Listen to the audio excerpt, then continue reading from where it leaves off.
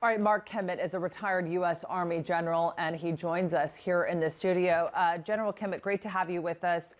The timing of this is a bit tricky. I don't think that we've seen a direct attack on U.S. soldiers in quite some time. In fact, I believe since the U.S. has been in Syria since 2014, there's only been 2 U.S. soldiers killed. And this is, of course, after the president announced that Daesh had been defeated in Syria and that he would be pulling troops out. And this happens. Well, first of all, I think it's important to recognize that the intelligence is not in. Yes, ISIS claimed responsibility, but there are a lot of other motivations parties could have. There may be parties that want to keep the Americans in and sadly would use these deaths as justification of why the United States must stay.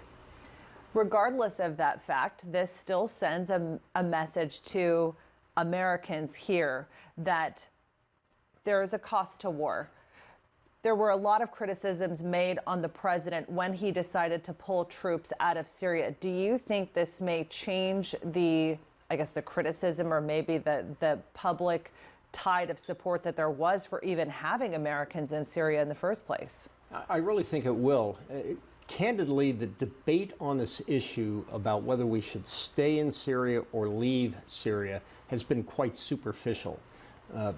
People, in many ways, have made the decision not on the basis of the facts, but on the basis of who made the decision.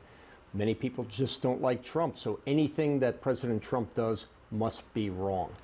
But when that goes from being perceptions and discussions to actual soldiers being killed, and by the way, American civilians as well, hopefully this will drive a debate that must be had to make the right decision for the American people.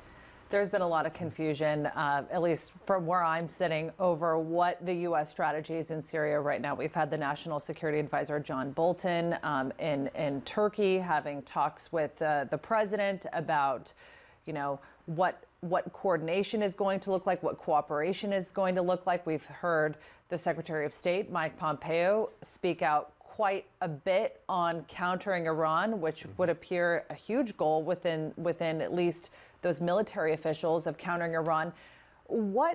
It seems like we're being pulled in more instead of taking our troops out. What does the timeline look like for this now? First, I'd say let's go back not to the policy but the law. The only reason that the Americans are in, the only justification, the only validation for that is the authority for the use of military force to go against ISIS. All these other missions, while they may be important, have not been ratified by the U.S. Congress and essentially are mission creep. And what I've been most concerned about is that mission creep has been undersold to the American people. I can see the Americans, if John Bolton's plans are embraced, I can see the forces staying in there for a decade. And I'm not sure that's what the American people want.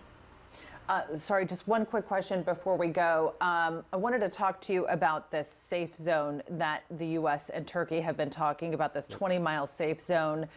You are a proponent of this particular safe zone, but how exactly would that work? And what would be the challenges there? Well, sadly, we can't answer that question quickly. But fundamentally, it would look like, in my mind, what we had in Bosnia, the zone of separation between the Serbian forces and the Bosniak forces. An area in which no forces would be allowed. That would allow a separation between the Turkish forces and the YPG, monitors inside, making sure there are no violations of that, and reducing the ability and the chance of any intentional or accidental conflict between the YPG and the Turkish forces. All right, General Kimmit, thanks for making time for us this evening. Appreciate it.